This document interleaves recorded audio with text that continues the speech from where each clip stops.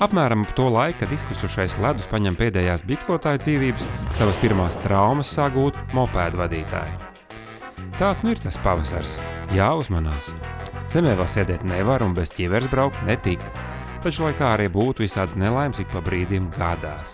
Piemēram, statistika rāda, ka bojāgājušo skaits valstīs samazinās, bet ar dažām satiksmes dalībnieku grupām ir problēmas. Liela daļa no visiem bojāgājušiem ir mazaizsargātie ceļu satiksmes dalībnieki. Lai šis skaits arī samazinās, tomēr viņš ir ļoti ievērojams šī grupā. Un, acīm redzot, šī tā satiksmes dalībnieku grupa, ar ko mums ir intensīvi jāstrādā.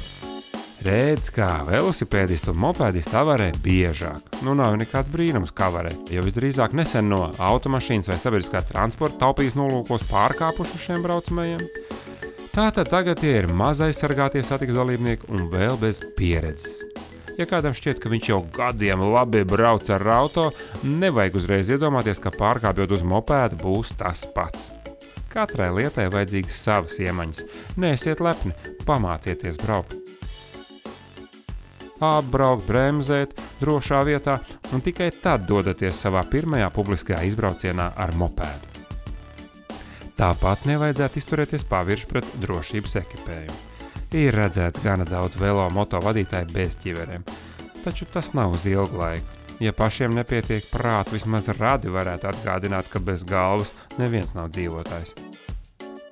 Tāpat būtu vajadzīga arī ādas cimdienu gadās nokrist, plauksts cietīs pirmās. Velobraucējiem jāatceras arī, ka tā velobraukšana nekādi nav izēja situācijā, ja gadās iedzert. Promilus un velosipēds neiet kopā. Jau pagājušajā gadā ceļu policija sastādījusi nežēlīgi daudz protokolu dzērušiem velosipēdistiem, lai kādam vēl ienāk prātā cerība, ka riteni jau var braukt tad, kad ar auto vairs nedrīkst.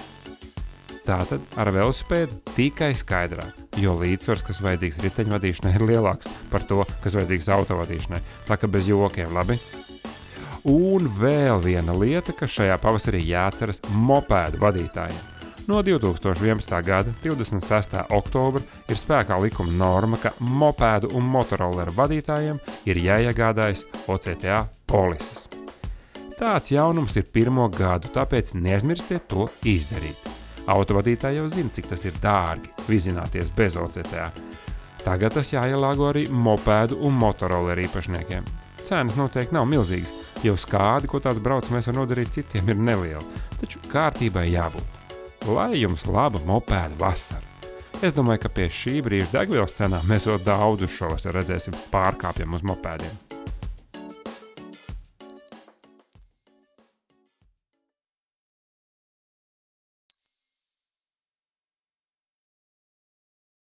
Nu, ko mopēdu braucēji? Tagad vismaz vienā jomā varat justies tikpat braši kā autobraucēji.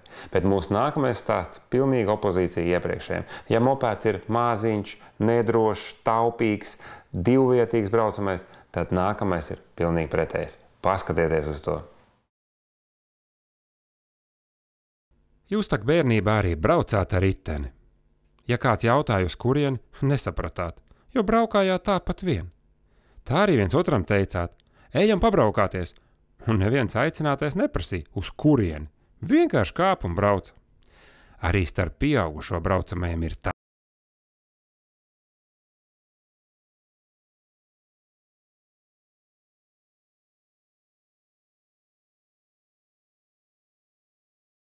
Nu lūk, mums šonedēļ tas arī viss, bet mums visiem kopā nedēļa turpinās. Atcerieties, nesen bija tas cīruļu putenis.